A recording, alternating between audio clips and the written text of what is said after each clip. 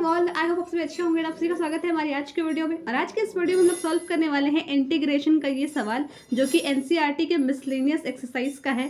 तो यहाँ पर सबसे पहले हम लोग क्वेश्चन पढ़ लेते हैं कि क्वेश्चन दिया हुआ क्या है। दैट इज इंटीग्रेट करना है हमें साइन एक्स अपॉन में sine of x plus a dot d x. तो अब एक क्वेश्चन पढ़ने के बाद हमें खुद से गेस करना है कि कौन सा मेथड यहाँ पर यूज़ होगा जिससे कि ये क्वेश्चन इंटीग्रेट हो जाए।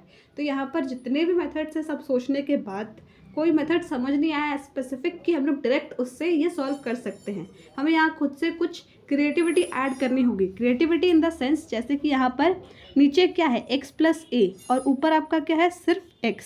तो हम लोग कुछ ऐसा करेंगे कि यहाँ पर a भी आ जाए। तो a प्लस भी किया और a माइनस भी किया, मतलब कोई चीज़ अगर आपको एडिशनली ऐड करनी हो या क्वेश्चन में शो करानी हो तो आपको वो टर्म माइनस भी करना होता है और प्लस भी करना होता है। बिकॉज अगर आप इन दोनों को कैंसिल कर देंगे तो इसकी वैल्यू आ जाएगी 0, फिर x प्लस 0 x ही रह जाएगा, जो कि आपका ओरिजिनल क्वेश्चन था। इसलिए यहाँ पर मैंने इसको ऐसे लिखा है। क्यों लिखा है? क्योंकि मुझे डिनोमिनेटर से रिलेटेड कोई एक टर्म चाहिए था, क्योंकि एज सच मुझे अभी कोई डायरेक्ट मेथड दिख नहीं रहा है जिससे कि ये क्वेश्चन ईजिली सॉल्व हो जाए, इसलिए यहाँ पर ऐसा कुछ हमने किया है।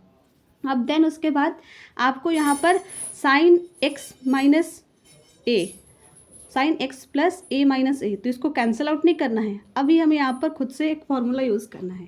साइन का फार्मूला यूज़ होगा जो कि ट्रिग्नोमेट्री में हमने पढ़ा था कि साइन ऑफ एक्स माइनस ए का फार्मूला क्या होता है। या अगर आप कंफ्यूज हो रहे हैं तो हमने ट्रिगो में एक फार्मूला पढ़ा था sine of x minus y का, that is sine x cos y minus में कॉस एक्स साइन वाई, यानी कि साइन का माइनस वाला फार्मूला एक पढ़ा था, तो हम लोग उसी को यहाँ पर यूज़ करेंगे। x प्लस ए को हम लोग एक टर्म ट्रीट करेंगे और ये वाला जो a बच गया उसको अनदर टर्म ट्रीट करेंगे। क्यों? क्योंकि यहाँ पर डिनोमिनेटर में हमारा x प्लस ए है, इसलिए यहाँ पर इसको हमने collectively as one term treat किया है। तो उसको इस फॉर्मूले के अकॉर्डिंग करके यहाँ पर लिख देंगे सिंपल। एंड देन उसके बाद हम लोग यहाँ पर एक और चीज़ आगे करेंगे, एंड दैट इज़ कि आपको पता होगा कि जब भी ऐसे बड़े इक्वेशंस आते हैं और डिनोमिनेटर में आपका एक टर्म होता है और भी कोई टर्म साथ में हो, तो ऐसा भी हो सकता है कि जो भी आपका ऊपर में टर्म है वो इंडिविजुअली डिनोमिनेटर से डिवाइड हो। तो इसलिए हम लोगों ने इसको अलग अलग करके लिख दिया।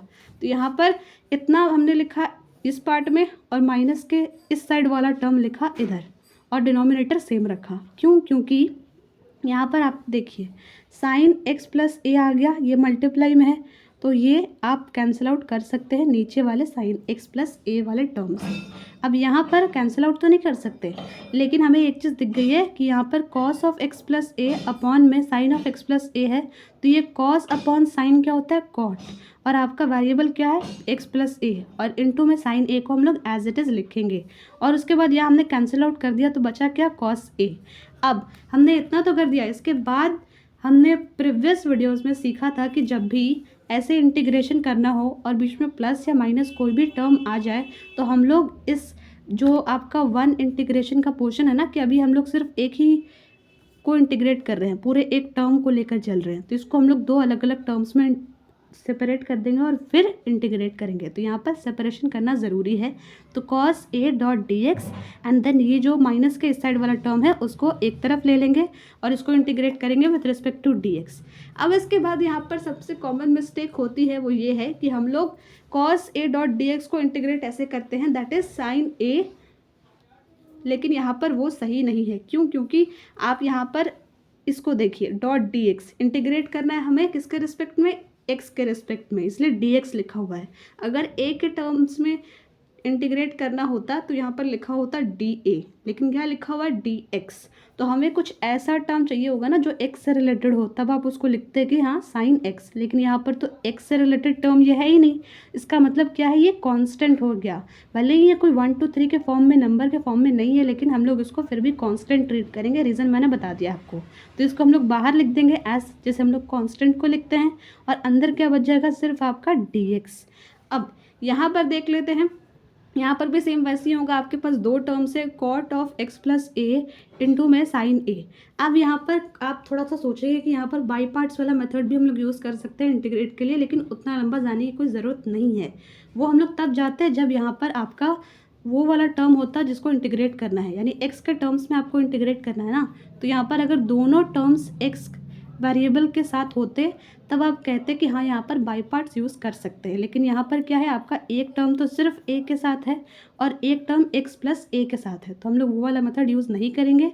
यहाँ पर भी इसी की तरह करेंगे, एंड दैट इज़ जो आपका सिंपली ए के साथ है यानी कि कांस्टेंट हो गया वो, तो उसको बाहर लिख देंगे, एज कांस्टेंट ट्रीट करेंगे।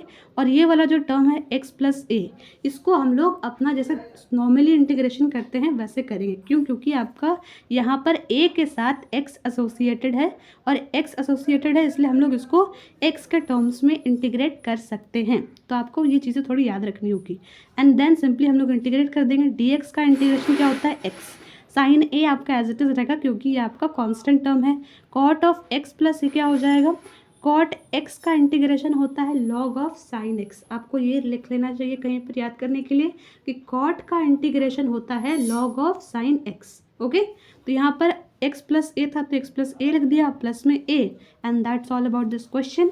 आई होप आपको समझ में आया होगा, and see you soon in the next video.